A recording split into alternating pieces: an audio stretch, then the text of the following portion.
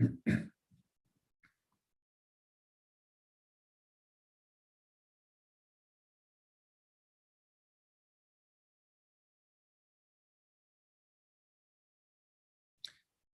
everyone. I'm Jim Garrison, and I want to welcome all of you today to the 433rd session of Humanity Rising.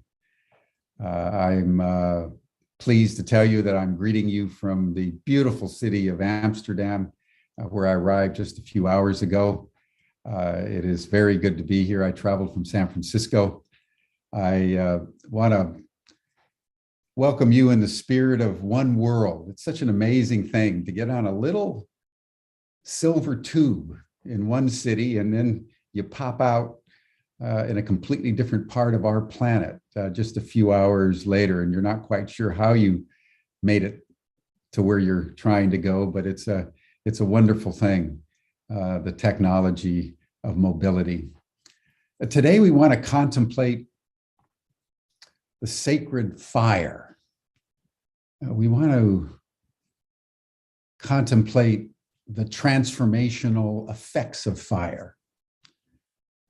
You know, when I did my PhD dissertation many, many years ago now, the opening quote that I had was, "What questions should be asked in a world that is burning?"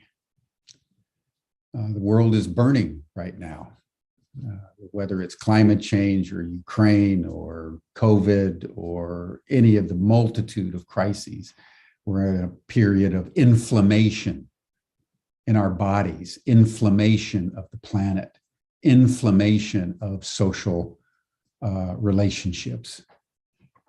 And as we contemplate this inflammation, we should also bear in mind that it's been around fires that human communities from the beginning of time have warmed themselves, have transformed nature into culture through cooking, have transformed metals into instruments of agriculture, and also war and engineering. Fire has been with humanity from the very beginning, both for good and for ill. And today, in a world that is burning, we want to ask the question of how can we use fire for an inner transformation that will enable us to understand more deeply and act with more wisdom in an increasingly turbulent external reality that's affecting all of us in our inner beings.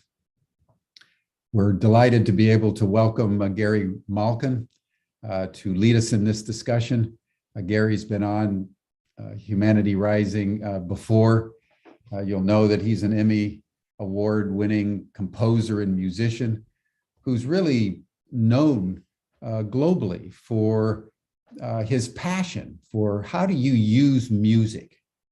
How do you use sound to transform, to heal the heart and the soul and the body and community?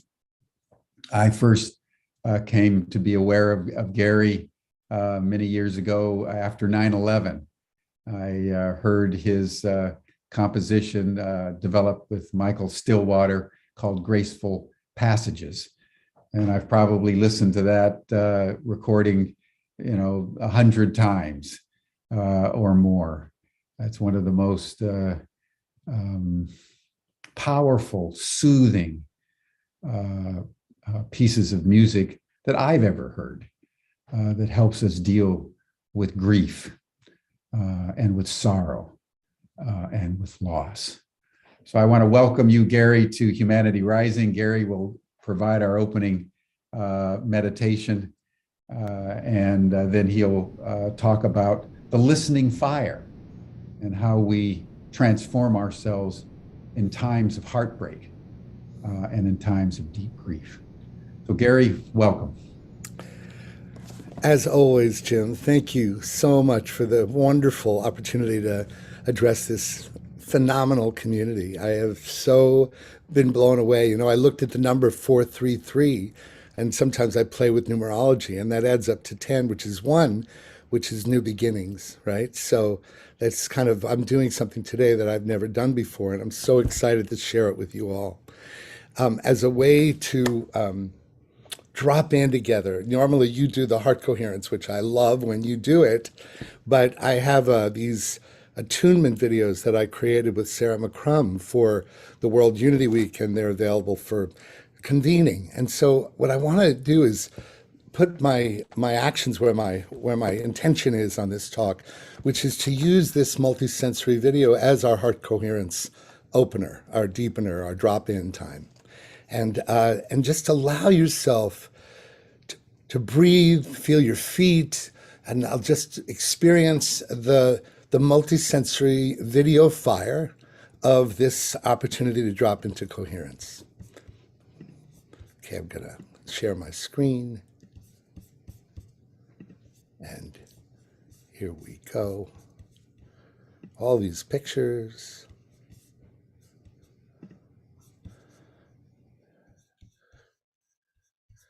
There we go. Sorry. Here we go. Right. Play from current slide. All right. Oops. That wasn't good. Here we go. One more time.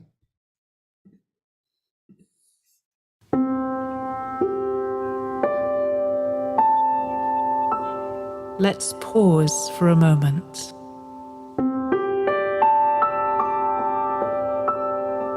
Let's come into the present.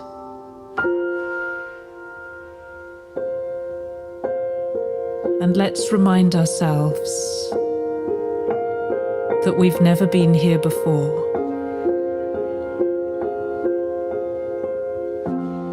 We don't have all the answers. We are right on the edge of the unknown.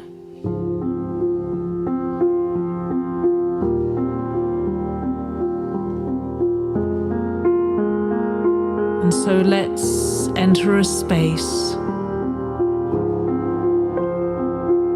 of humility, of curiosity, and of wondering.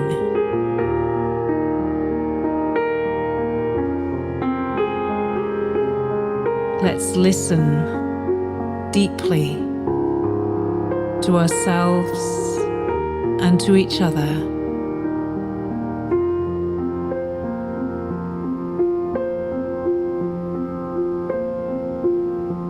And let's bring our true selves into this conversation.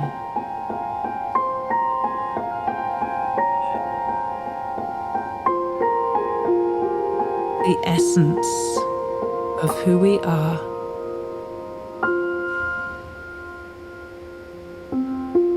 Speaking, listening, on the edge of the unknown.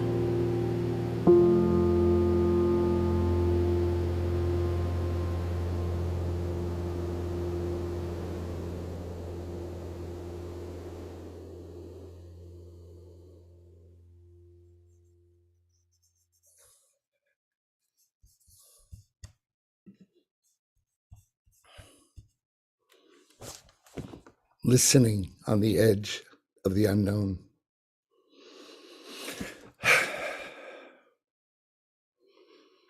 So this experience today was inspired by the epiphany I had when I heard about the 7 days of rest and sacred renewal hosted by Shelley Ostroff and Jan Golding, who I believe has presented at Humanity Rising. And I don't know about you, but I have fallen prey to the belief that when we get on Zoom, we need to fill the space with words, or we share a video, but we need to fill the space with cognitive, linear, rational communication. And suddenly I realized that what if we use Zoom as a sacred fire to listen, the way the fire brings us into deep soulful connection? What if Zoom represents an opportunity to feel the primordial connection with one another and gives us a chance to practice our ability to be fractals as part of the unified field, fractals of the whole? What if listening itself together strengthens our capacity to drop into the unified field as fractals of the whole? And that's what the basis of this talk is about. And it's kind of risky because when you're around the fire together, there's this intimacy that doesn't need words, right? And so what we use is music as a way to deepen our capacity to feel. That's what I'll talk about, is music is the universal human language of emotion. So I'm going to ask us to stretch our comfort zone around feeling. I'm going to give, this is kind of an emotional calisthenics course. What if the very act of listening to music that was designed to crack open your heart strengthened your ability to feel the panoply and the range of the human experience in a way that strengthens your compassion and your empathy and your connectedness, not only to yourself and God, but to everyone you meet? That's what this is about. I'm going to start now with my PowerPoint, and I just can't tell you how grateful I am to be here and to use the work that I've developed and created and produced over the last 30 years and suddenly realizing that this is what it was for. You know how like you go down this path and then you finally end up on a promontory and you see the path for the first time? I'm having that experience. You live long enough and you get to see, that's what this was for. Oh my God, oh, what a revelation. So here we go. Hold on to your hats and allow yourself to feel. Hello, hello, hello. Here we go. So this is the talk, and you've already seen my video. One thing I wanted to do is say, I just want to dedicate this presentation. I'm going to take this CC thing off. Dedicate this presentation to the people of Ukraine. Let's just take a breath together and send our collective love to the whole enchilada, to the whole catastrophe, to the whole experience, the human drama. Let's just send our love. Like we said, we're at the edge of the unknown. We've never been here before, right? But we know the power of love and the power of unifying our love. So this presentation is dedicated to the people of Ukraine. Let's take a breath together. Okay. So forgive me on this PowerPoint, but I'm really kind of I'm going on this new excitement around the metaphor of listening as the new fire. And you know that feeling. You've been around a fire before. There's something so compelling about using a fire as a focalizing experience, and you feel so close to the people you're with, right? Well, I contend that this experience of listening together online has a similar experience if we allow it to. And it just makes us feel like we're all in. And this is what I'm aware of, that if we don't use these online gatherings as a way to bring us into that deep sense of primordial connection, it's all in or we're going down. So my contention is we all need to engage in a collaborative, co-creative effort to look at how can we hack the propensity for us to be caught in the over-reliance of linear rational engagement. What if our discomfort with being silent, the radio silence energy, is something that has been trained in us by watching the news too much? But what if we listen together and expand our capacity of what's possible when we listen? And so here it is, the virtual fire of online screens. What I'm inviting us all to do is that when I play music or I share a video, that I want us to use this opportunity to allow your heart and soul to be accessed even more deeply, to use listening itself as a tenderizing experience. Because my belief is this listening together, this deepening together, even online, is as essential as our breath. And one of the reasons why I feel like it's so necessary is, people don't really take these things seriously unless you call it a disorder. And for those of you who saw my talk on vibrational intelligence last year, which I neglected to mention, that term, vibrational intelligence, was created by my beloved friend and co-member of the Evolutionary Leaders Circle, Eve Constantine. And I'm so grateful to her for that term. She mentioned it in 2005 to me, and I went, or how long, 2010, and I was just like, wow, vibrational intelligence, the capstone of all intelligences, right? Inclusive of intellectual, emotional, spiritual intelligence, but using the common denominator of the universe is vibration itself, resonance and frequency itself. Well, awareness fragmentation disorder is I made it up as a term to try to get more serious about, get people to respect the fact that everyone's walking around, most people are walking around as human doings and human thinkings, disengaged at an essential level from their soul, their spiritual access, from their heart and their capacity to feel, and from their bodies. I went through most of my life until around 10 years ago, completely disengaged and out of my body until I really saw that I was not being embodied in a deep, direct relationship with my somatic experience. So awareness fragmentation disorder is what I call when we're fragmented from our essential components: body, mind, heart, spirit, and soul. Spirit and soul being the different ends of one spectrum. And I believe it's the psycho-spiritual epidemic of our times that has us, even the best of us, even the most enlightened of us, using online as a way to fall into the trap of overly relying on our linear rational thinking and communicating and engaging. What is it that makes us so uncomfortable with those silences, or just listening and being vulnerable together as we get moved, touched, and inspired? I heard someone mention this to me, and when you start exploring it, when you hear music that is designed to generate life, to expand your emotional range, to deepen your connection to meaning and what matters most, listening becomes a cleansing and aligning tool. It brings us back into wholeness. And not all musical experiences were built alike. So one of the things you have to do is when you listen, you cultivate your art of listening to resonance itself, of being able to be a tuning fork that identifies, is this resonating with my highest and most life-generating state? And of course, we are awash with experiences that are so disruptive and so much detritus. The news, it's so hard to even listen to the news more than 5 minutes, these heartbreaking stories. I'm already having a broken heart. The best thing I can do is to feel the empathy of the Ukraine by feeling music that will help me allow myself to stabilize in my open, cracked, broken heart.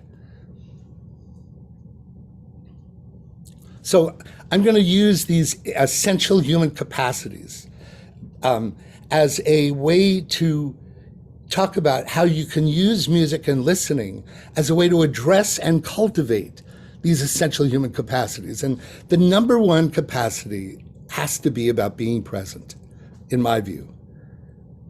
To be fully in the now, even and especially online, we got to drop into the inquiry. Am I connected to my body multidimensionally as part of the whole? My heart, my mind, my soul, especially in stillness. So as you heard from this attunement video that I created with Sarah McCrum, my great collaborator and beloved friend, and the one with whom I've created over 60 of these, what we call transformances, I'm picking a short transformance. And now here's your first listening kind of emotional range expansion calisthenic. We're going to listen, and we're going to listen, close your eyes, and allow yourself to be in the inner journeying of the profound listening experience that cleanses and connects and makes you aware of where you might not be engaged in heart, body, mind, or soul. So here we go. Let's just, again, presence as if you're about to meditate, and allow this new perspective of listening as an aligning, integrating experience. So that more, it's like a way of coming home to yourself in every way possible.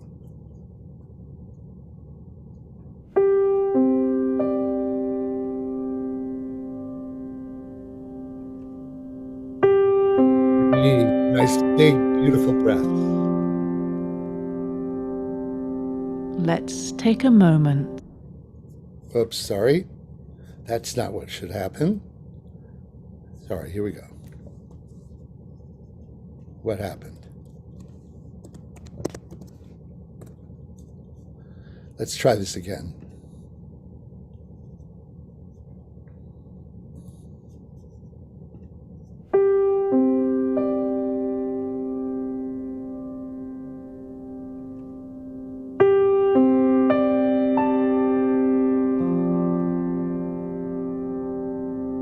Let's take a moment to be still.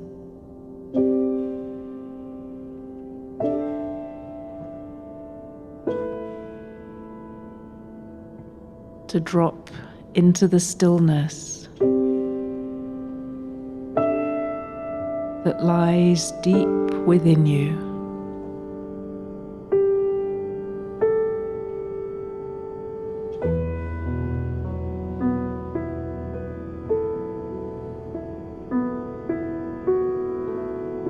To let go of the drama,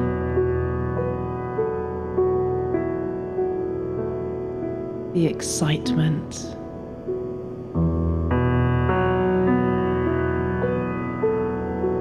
and the busyness.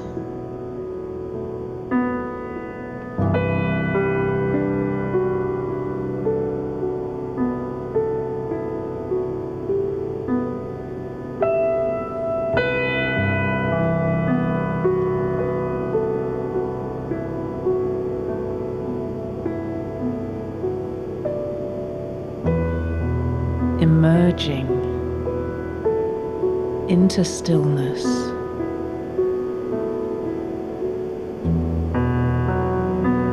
which is present within you.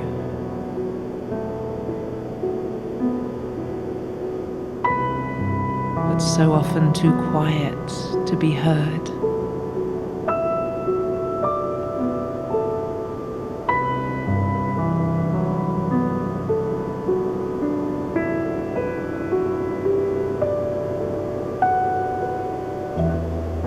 Stillness that I'm speaking of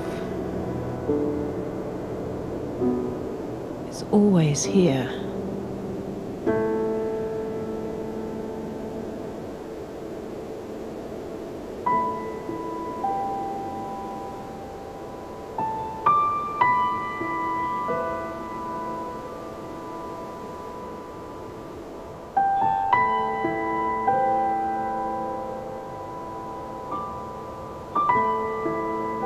This stillness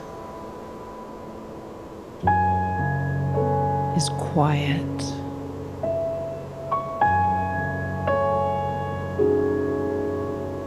It's very alive.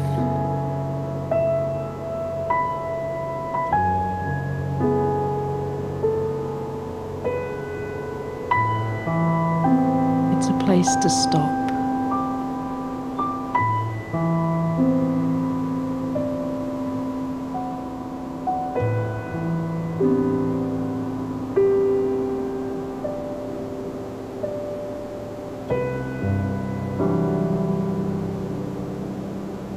This stillness is something we can share.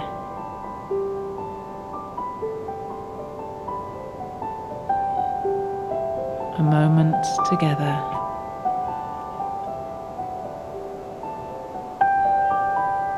Where we stop.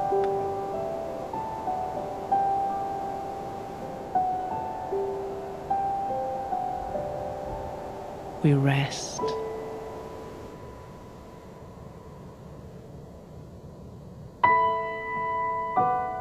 And the stillness becomes stronger.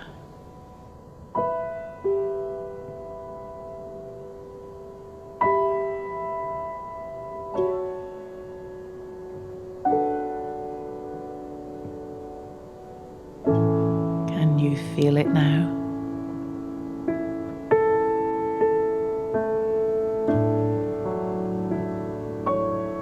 Deep within your being.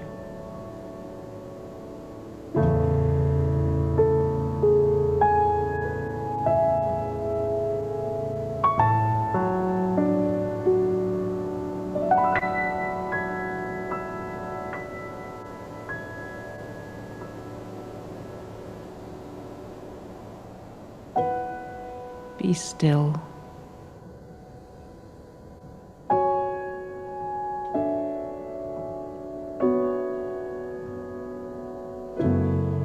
Be still.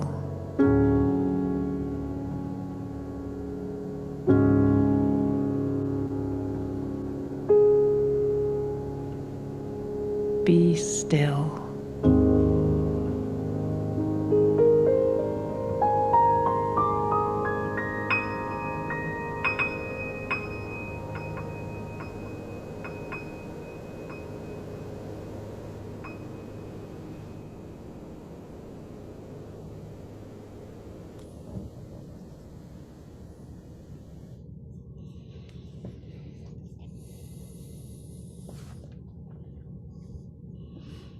Can you feel around this sacred fire that we're creating together, that each one of us are co-creating, how the field of our connected circle has shifted?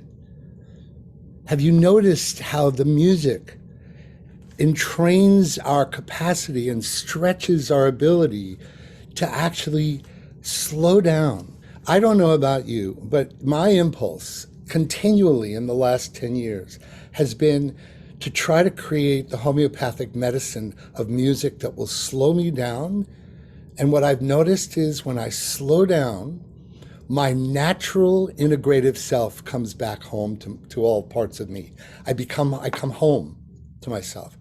I suddenly feel my spirit and soul connection. I suddenly feel my heart. Oh, and it's all about the speed, and it's all about the emotional universal language of emotion.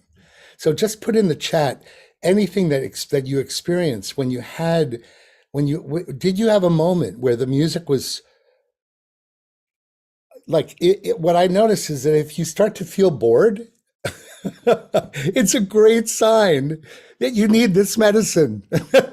It's a wonderful sign. It's like, oh my God, this is so tiresome. It's so slow and boring. Well, it's designed to create the universal language of emotion, to entrain us to states that will allow us to naturally reintegrate, right?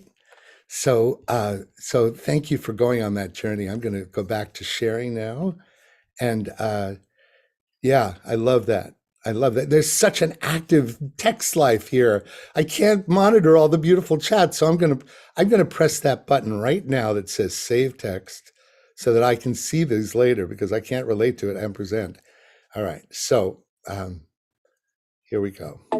Here we go. So I want to not give a big nod to a book that has blown my mind. I would say that this book has the greatest impact on me than any book I've read in the last 10 years, at least. I can't recommend this book strongly enough. This book is like a map for how we as a species might make it. And I mean might, because we all know that it's the jury's out on this. And I love the subtitle, especially, right? His book is so extraordinary. And Jamie Wheel also did Stealing Fire, which I think is partly inspiring my idea of the listening fire, right? But he talks about ecstasis being states of state change, whether it's music or it's plant medicine or it's experiences of shifting states biochemically, right? Catharsis refers to the ability to actually work our lives and our wounds and our healing as an ongoing experience of refining and opening and healing ourselves. And communitas is the power of the community, right? And so I use this ecstasis as well, basically, this whole book has really impacted me, and I can't recommend it highly enough. And in the spirit of that, I'm going to do something kind of wild. When I wrote the music to Thrive, both the recent, for those of you who don't know about the movie Thrive, go to thriveon.com, and for $25 you can get free access to streaming both of their films. 2011 documentary that's been seen by 100 million people in 28 languages. And you can disagree with things that Foster and Kimberly Gamble talk about sometimes, but I have never seen a film that stood ground on demonstrating how powerful it is, what a powerful conversation starter it is, how it makes you think about things. And they have a phenomenal, these two documentaries are incredible contributions to awaken our sense of what are the issues that we need to think about. And you don't have to agree with everything, but they're inspiring, and the music's not so bad either, I think. So I'm going to share with you the part of the movie that talks about when Kimberly addresses her issues with her mother and deep wounds in her family by doing a plant medicine ceremony at the Rhythmia Resort in Costa Rica. And it's radical because I'm going to ask again, I'm stretching your listening capacity to even go beyond music that isn't necessarily continuous. It doesn't take you on this journey the way Sarah McCrum just did when we improvised that music and spoken word. This is like a plant medicine journey in 4 minutes. And the purpose of it is, how well can you cleanse yourself with the vibrational energetic imprint of an ayahuasca journey? And this is like the core, one of the ecstasis, it's an example of ecstasis, state change. But in this case, so we're going to do a 4-minute ayahuasca journey online right now through the power of listening, making friends with the great mystery. So there are going to be a lot of discontinuous sounds, but I believe that because this music was created to generate that experience in the film with all these amazing visuals, I believe the sound has the imprint of that intention as well. You can help me with your chats if you agree. So again, let's do a listening calisthenics, emotional range expansion, feet on the ground. Be a psychonaut with me, and let's explore this and see how far listening can take us into ecstasis.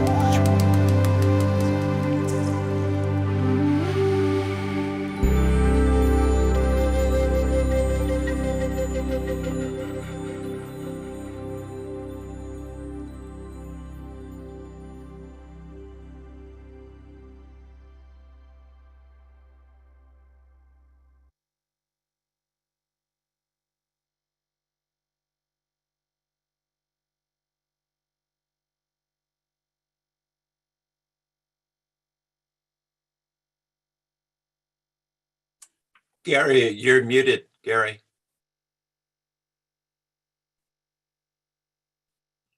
Thank you. So the idea of using listening as a way to expand your capacity to be comfortable with the unknown. The idea that the intention of this music was, when I created this track with my music partner, Dan Alvarez, we were scoring an ayahuasca journey. But when you listen to it, it's almost more of a pure version of allowing you to stretch your muscles around being unfamiliar and experiencing that, right? So I hope that it was enjoyable. Yeah, the after chat. Okay, I'm going to try to experience that if we can. So let's go on. So the mystery of music. Let's just for a moment. The extraordinary relationship between these vibrations that float in the air and become biochemical reactions called emotions that affect every cell in our body. I love this quote. All the arts, music is the perfect art, because it strikes the soul without the aid of intellect. The fact that it's the first thing we hear in the womb, experience is a sense, perhaps maybe touch, other than touch. And then the less sense we experience before we die. It's like a wink from the universe. And look at this quote by Julie Gerland, who should be on Humanity Rising. She does amazing work with pre and perinatal initiatives. Goes straight into and becomes part of matter. Contributes to the symmetry and constitution of our bodies, because we know that matter can actually be affected by sound.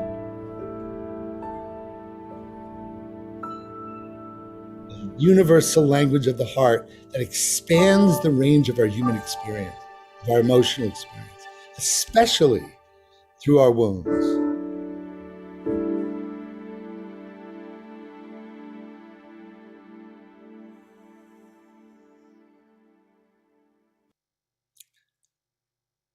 So, of course, because I've been raised by the experience of having created with Michael and Doris Stillwater the Graceful Passages Project, which I want to encourage you to go learn about at either my site, wisdomoftheworld.com, or Michael Stillwater's innerharmony.com. You're going to have to hear from me about the wounds because we really need to shift the way we approach wounds. What if our wounds and our losses are our invitation to our humanity? What if our propensity in our culture to avoid this perfect storm of avoiding illness, grief, and loss? This wonderful quote by Leonard Cohen that I always use in my talks. Ring the bells that still can ring. There is no perfect offering. There is a crack in everything. That's how the light gets in. What if our fundamental cultural avoidance of loss and death and grief and old age and illness, what if it is a contributing factor to the chaos, the violence, the fragmentation, the fear, the lack of unity, then the separation that our world is immersed in and beset by right now?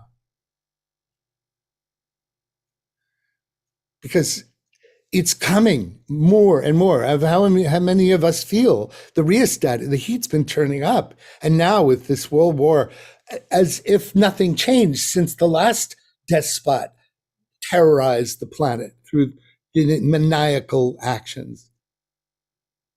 And the whole world putting guns in each other's hands. And yes, it's wonderful that the Ukrainian people are defending themselves, but what's so great about everybody having guns in a culture? I mean, the whole thing is almost too much to grasp, right? And we have very little recovery time.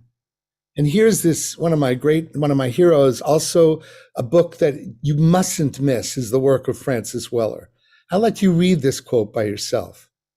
But for those of you maybe who are on the phone, I'll just say, when our grief cannot be spoken, it falls into the shadow and re-arises in us as symptoms.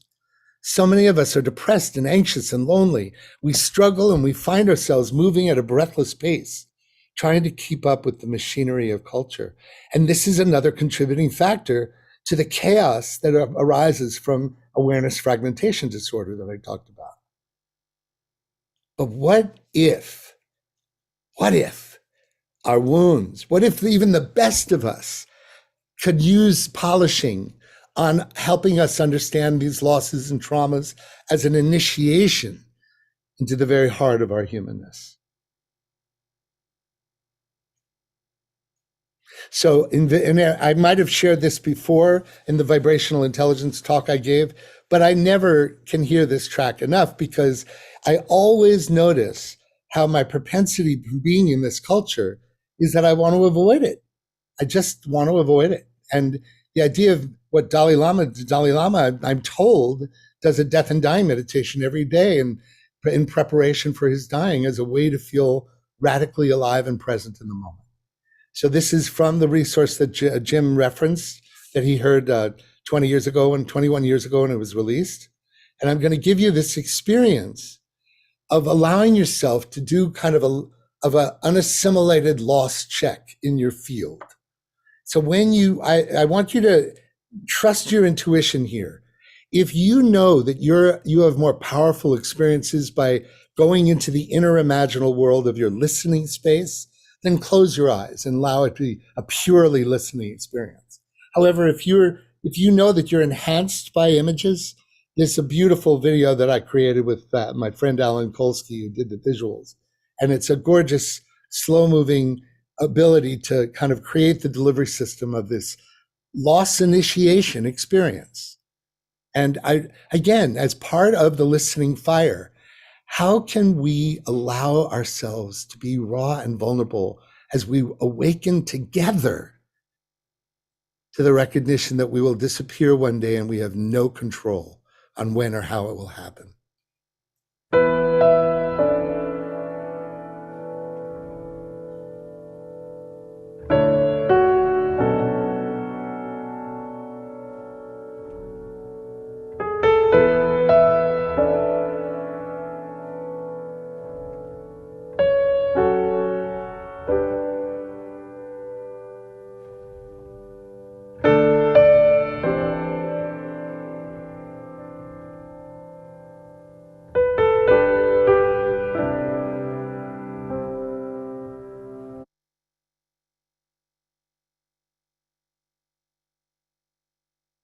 I apologize.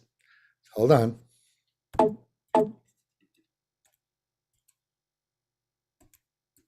Here we go. Try it again.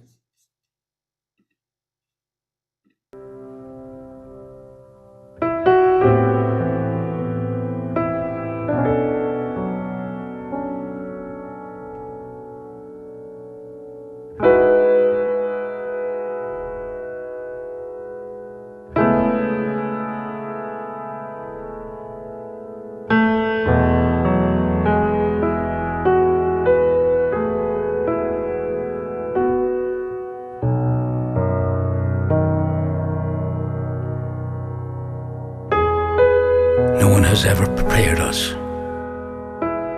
for this experience. We think it's the end. No. It's another beginning. Another beginning.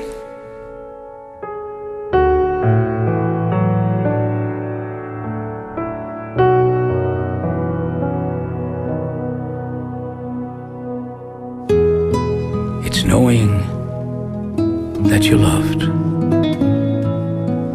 Knowing that you're loved. It's not easy letting yourself be loved. Of course, we've learned to judge ourselves. And we're always judging ourselves.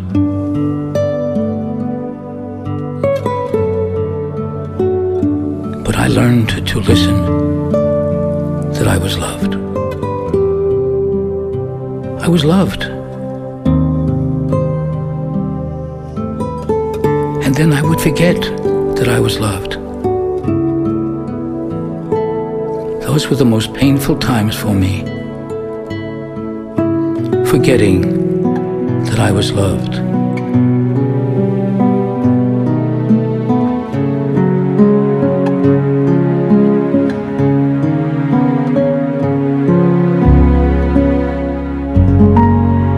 So you've let yourself be loved while you've been here. And you've judged yourself. And you've forgotten that you were loved.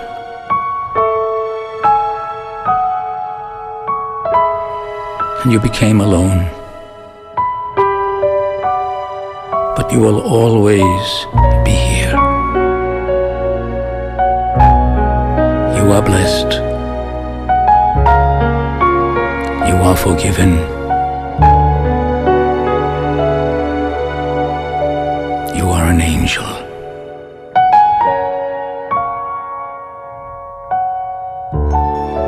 You have to listen that you're loved. And you have to forgive all the time.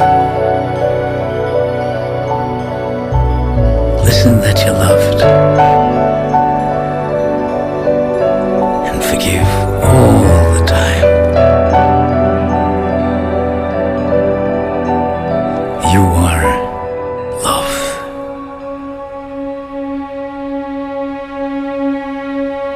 Farewell, my son. Farewell, my daughter. Farewell, my father. Farewell, my mother. Farewell, my sister. Farewell, my brother. Thank you for letting me love you. Thank you for letting yourself be loved. God bless you.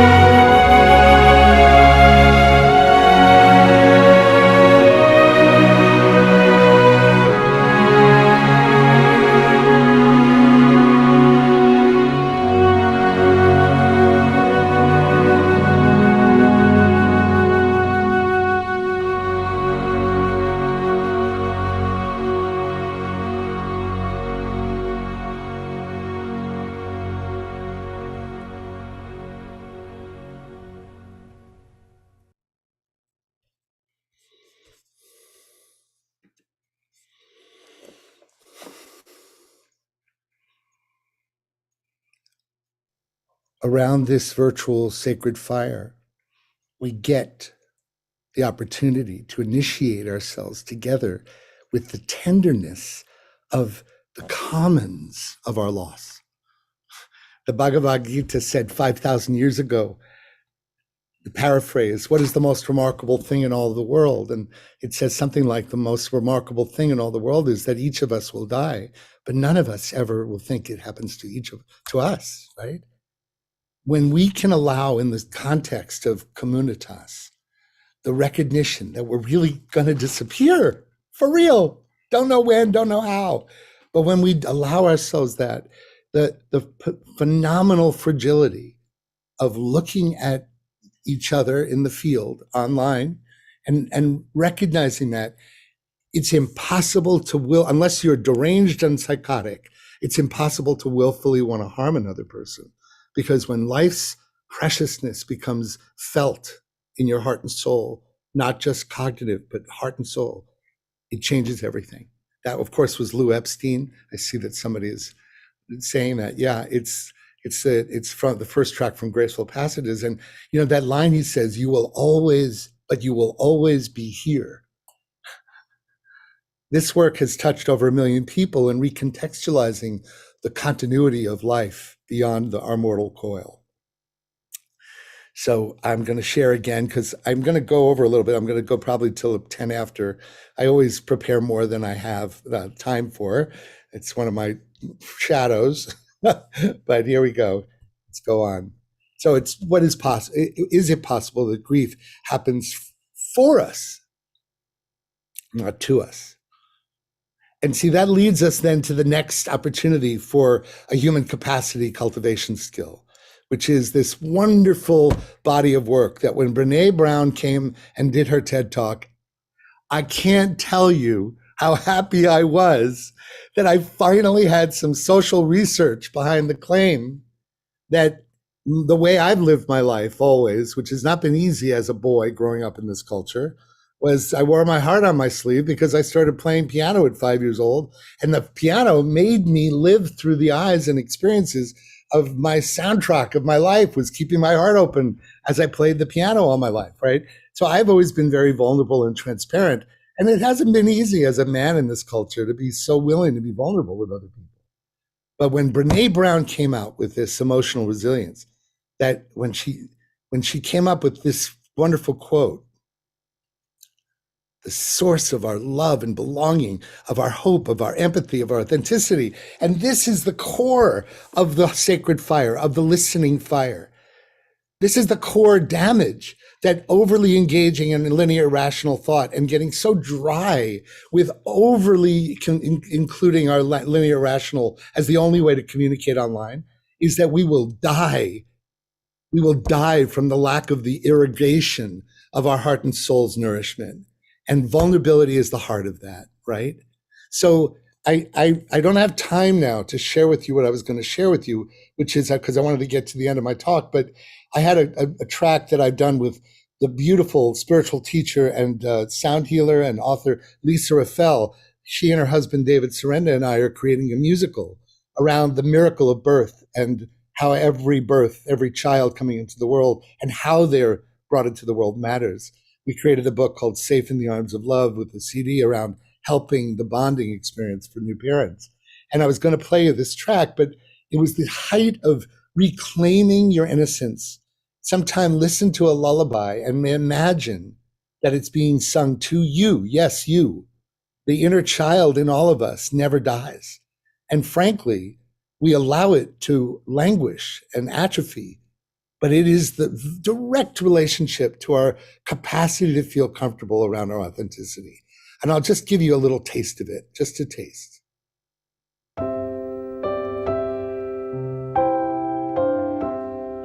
Imagine this is being sung directly to your innocence, inner child in you.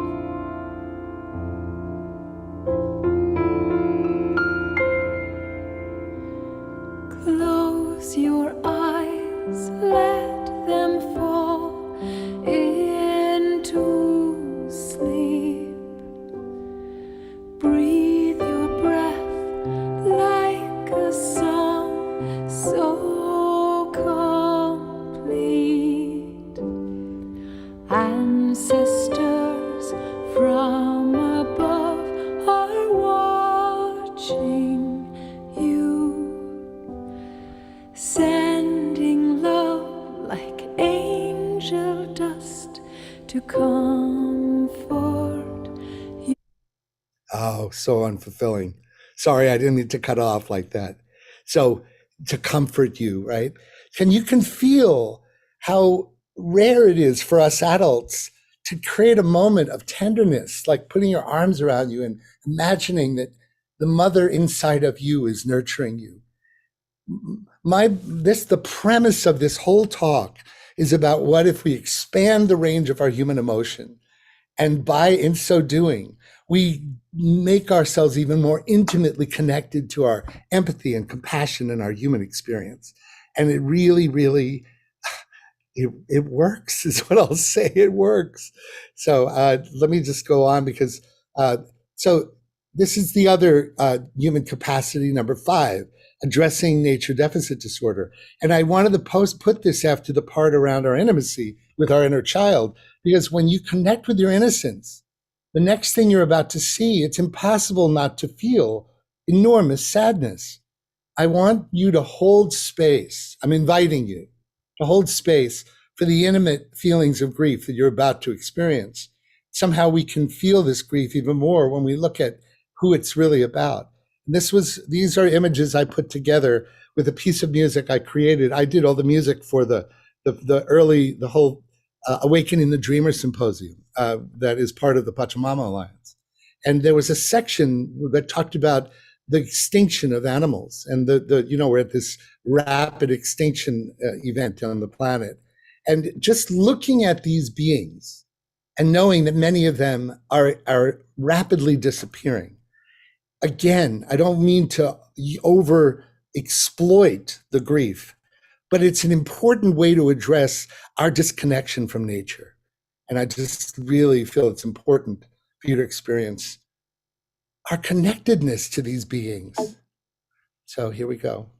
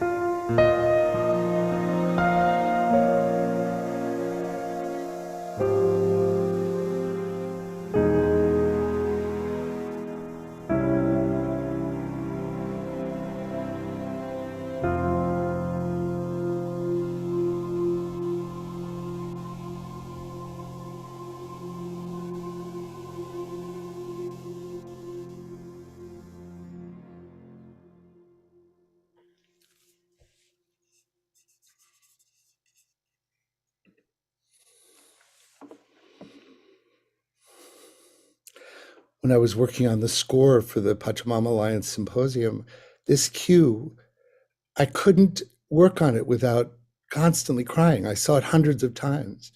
And something about the recognition that some of these beings will never be around again. And I'm sorry to be such a bummer, but I really believe that music and musical experiences have a destiny to fulfill, to wake us up to our wholeness. And part of our wholeness now is to allow ourselves to feel the gravity of where we are right now. And from that gravity comes an enormous amount of personal self-responsibility for the whole of what we're a part of. And if we don't feel it, we're going to allow it to continue as rubberneckers, rubbernecking the accident of what's going on in our culture right now. Oh God, there's so much richness on this chat. I can't wait to read some of these things. I'm so sorry I can't see it now, but I'm just going to try to complete because I have more than I'd like to just. So here's another now. So okay, we felt the grief, but what if, like Barbara Marx Hubbard said, we're not dying? What if it's a death birth? Instead of a messy, painful, terrifying death that it seems like it is, what if it is imagining the birthing of a new humanity? And when I did Thrive, the hardest cue that I had to work on, it was during the summer of when Trump and Biden were vying for the role, and it was COVID, and it was so bleak and dark, and the world was going to hell in a handbasket. Anyway, it was very intense. And this last cue I had to come up with, Foster and Kimberly talking about, what if we could really do this? What if love won? What if sanity won? And then I realized when you listen to this cue without the talking, it allows you to stretch the muscles that would imagine heaven on earth, that imagine we won, we did it, right? So this is another one of those emotional calisthenics. How can we show up in our lives with each other on our projects if we can't vibrate at the frequency of triumph, right? So close your eyes and allow this to be a stretch for the possibility of love wins. And this is this wonderful picture I got from Teresa Collins, I believe. And we're at this choice point, right? So this is the music that takes the road to the right.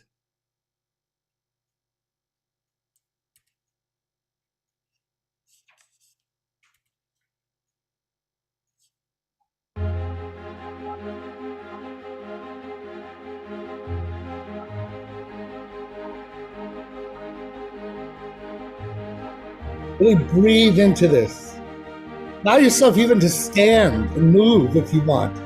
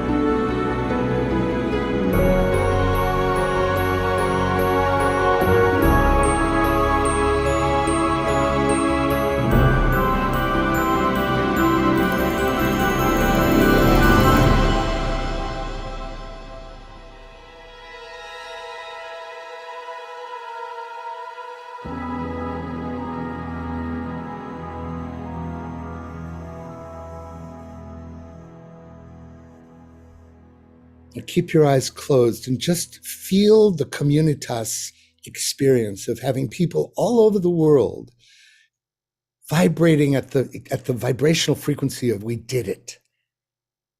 Because we create at the rate, at the frequency that we vibrate at, right? So if we're vibrating at the pain and sorrow only and allow ourselves to stay there in a loop, a vicious circle of, oh, woe is me, we miss the point of what grief is for as an initiation. It's to wake us up to aliveness and to beauty and to birthing and to possibility and to connectedness and to aliveness and to gratitude and awe and inspiration. Jonathan Haidt talks about the elevation principle, that metabolically we're at the highest state of our health when we're touched, moved, and inspired with goosebumps and inspiration, right? Have you had your minimum daily requirement of awe today, right? And proactively expanding your human capacities. Here are some of the things we can do that take us from human doing to human being. Journaling, being with nature, sharing our feelings, asking for help, forgiveness practice, singing, creative expression, meditation, sacred solitude. These are all vibrational intelligence cultivation tools. And if you do them all with music, you can get out of your head and allow yourself to experience that. And of course, the next thing is, if you get a chance, see the short film that I created with Louis Schwartzberg on gratitude that's been touched over 40 million people now, all over cumulatively. And it's a beautiful 5-minute practice for gratitude. Or as Lynn Twist does her gratitude journal every night. We all have our ways, right? And here's the next capacity. How do we make our mindfulness heartfulness? How do we make it embodied? How do we allow, and the music is so perfect for that, especially, I have to say, shamelessly self-promoting. The music that I've spent my life on the last 10 years is music that's designed to be entrainment tools to allow the heart and the soul to join the mindfulness into a more heart-centered, soul-centered mindfulness experience. And music can help us there, right? And in fact, I have this beautiful offer, you guys, for music.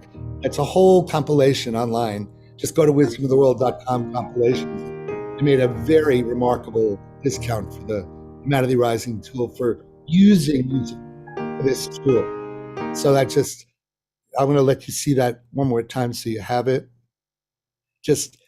So the idea of using music as an entrainment tool as training wheels that you ultimately let go of, but it's for the purpose of addressing any way in which you've allowed the mindfulness to be too dry in your head rather than full embodied somatic emotional experience.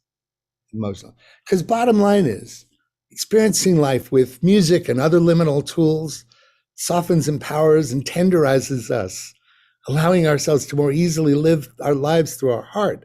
This is a quote from Michael Stillwater. Once we allow ourselves to experience life through the Chinese governor of our body, the heart, even the most challenging obstacles can melt away. The last skill is singing. And I just want to give you a taste of this because it's a new album that I just produced with Miranda McPherson that you're gonna have to want to get. Go to Miranda McPherson, Streams of Grace. Just listen to a taste of this, and I'll be ending very soon because I want to have Q&A a little bit. So this is a new album fresh out of the presses. You can only get it.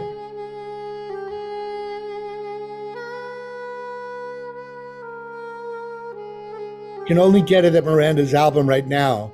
But singing is a tool for entraining this kind of experience, right? Sing as often as you can, even if you're not a singer. You'll just hear a little bit of this and I'll end almost immediately after this. Here we go, listen. I'm just gonna go right to Let my heart reflect thy light, Lord, as the moon reflects the light of the sun in love, always in love. This is perfect for communitas. It's perfect for catharsis. Perfect for tenderizing and opening your heart.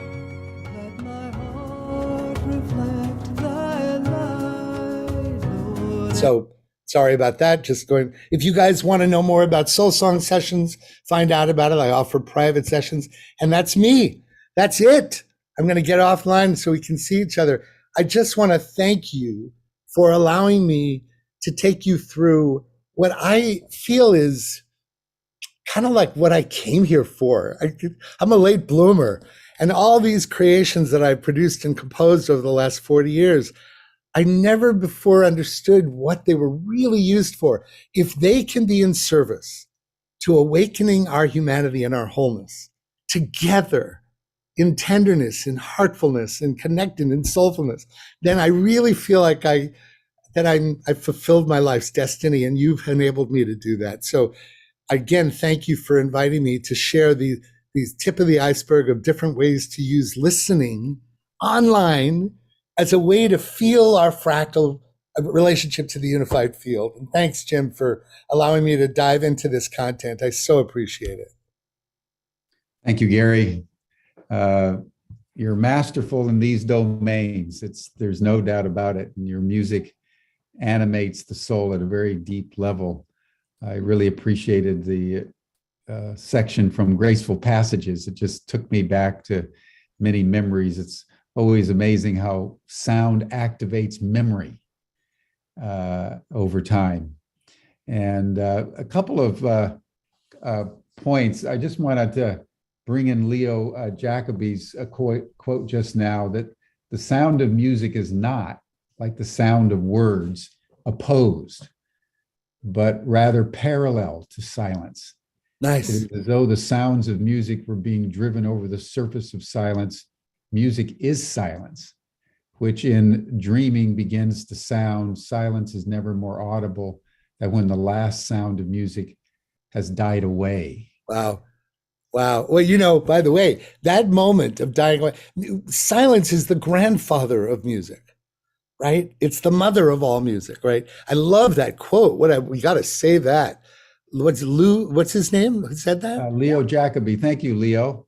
Well, what I love about that also, Leo, is when you allow music to die away, one of the great practices for feeling that sense of connection to the field is to let the silence, the music, transform into the silence, and to feel the impact it had by honoring it with that silence after the music ends. There's something about that that's almost metaphoric to the quality of a life that ends, right? The life of the sound ends into this other space, silence, right? I love that quote. Thank you, Jim. That's beautiful.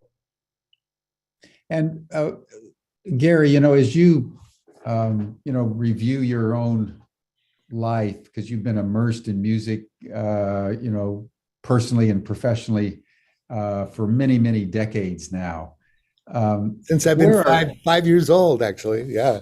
You're 5 years old. 63 years. Yeah. And if you had to summarize the impact of music on your biography and your soul development, how would you narrate, or how would you speak about that?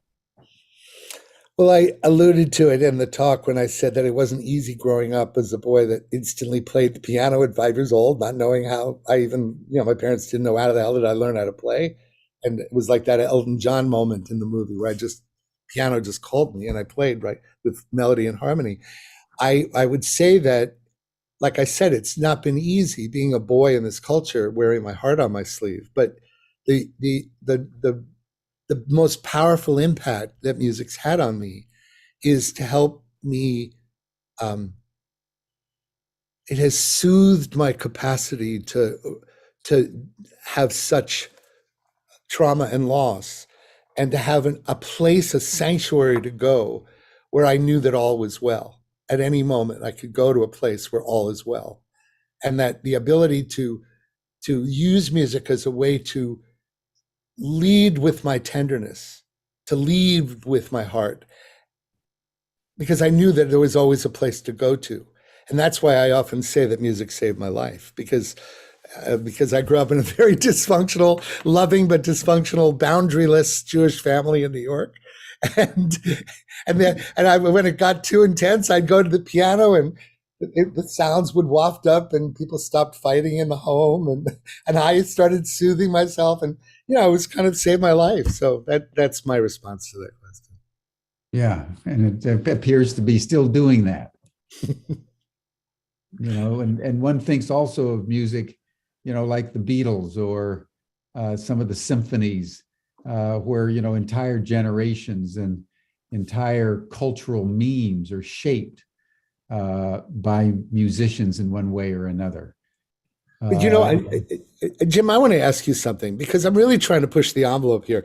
Ever since vibrational intelligence, I proposed that there be an even more engaged way of honoring the need for us to feel the unity of the field in body, mind, heart, and soul on Humanity Rising, right? And that it's so tempting to go into linear rational alone. And I know that that's never been it, because ubiquity is so about integration.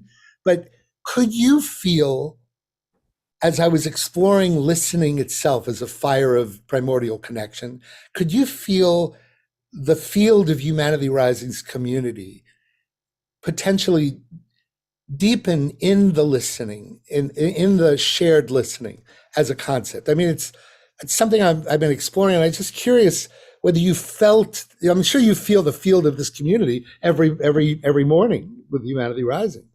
For sure.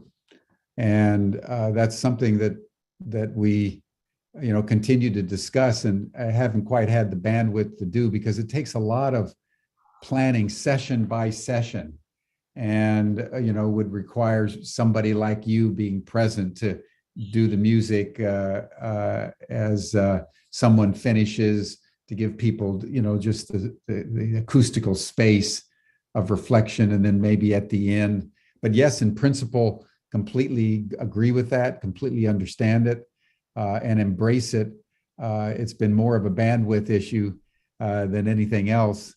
But we get the relevance of it, though, around our unity, right? Yeah, of course. Right. I mean, even doing the heart coherence meditation every session consistently. I don't think we've missed a session, in 430 something days, and it's now part of the immersion process into Humanity Rising.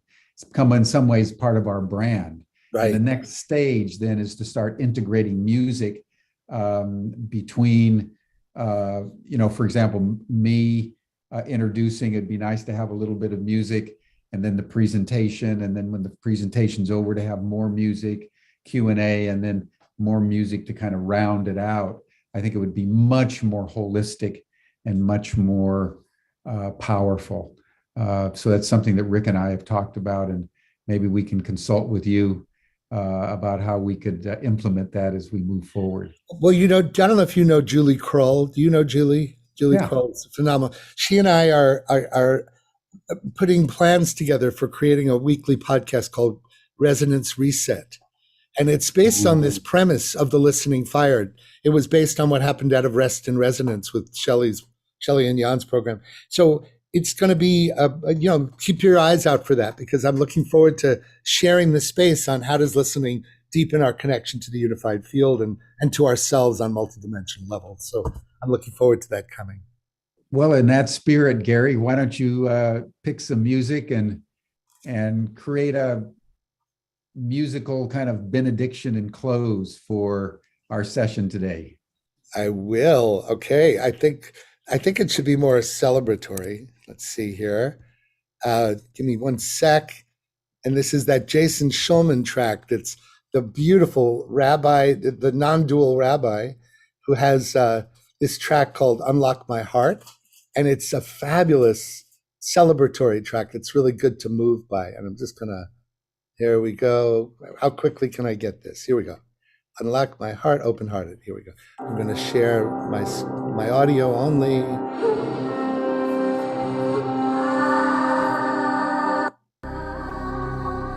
Check this out. So stand up, everybody, stretch. Let's just use this as a way to close out.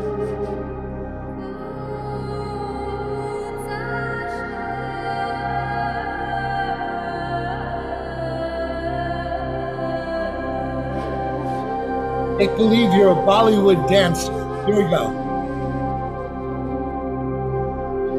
celebration, communitas.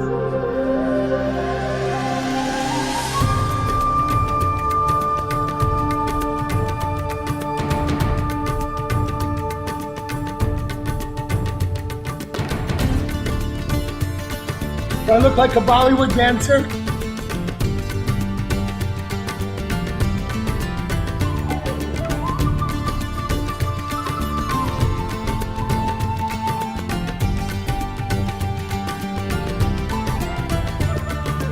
Oh, let me be an open-hearted man. Oh, let me be an open-hearted woman. Oh, let me be the one who understands. Oh, let me be the one who's filled with wisdom.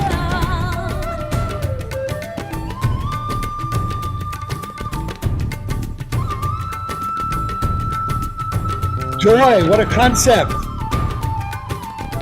Celebration. What it's all for, right?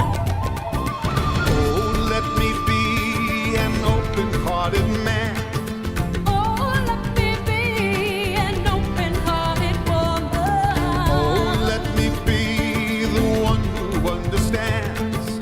Oh, let me be the one who's filled with wisdom. Oh, let me be an open-hearted man. Oh, let me be an open-hearted woman. Oh, let me be the one who understands. Oh, let me be the one who's filled with wisdom.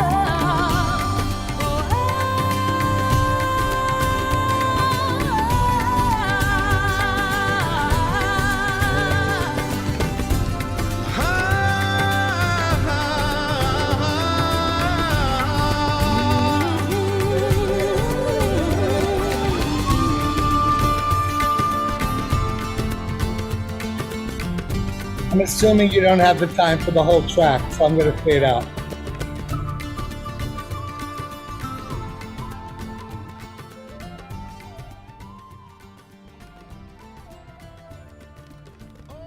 Let me be an open-hearted man. There we go. So yeah, that was Jason Schulman from Unlock My Heart. And I produced an album of songs to God. It's a beautiful album. Anyway, yeah, thank you. Thank you. I hope you enjoyed that all. And I love everything you guys are doing. Thank you for the contribution you're making to this world, Jim. Thank you, Gary. That was Gary Malkin, everyone. Master musician and opener of the soul through sound. We'll be working with Gary over the next weeks and months to refine our musical and acoustical arrangements here at Humanity Rising to make them more holistic, because we want to induce vibrational intelligence in every way that we can. You're all welcome to the after chat session. Gary, you got the link in the email that Matt sent. You can also find the link right here in the chat box. Oh, I think there it is. everybody would be thrilled to have you join the after chat session. And that'll do it for us for today, everyone. Tomorrow we will explore the politics of being as our theme for tomorrow. Bye for now. See you tomorrow. Bye, everybody. Thanks so much, Gary.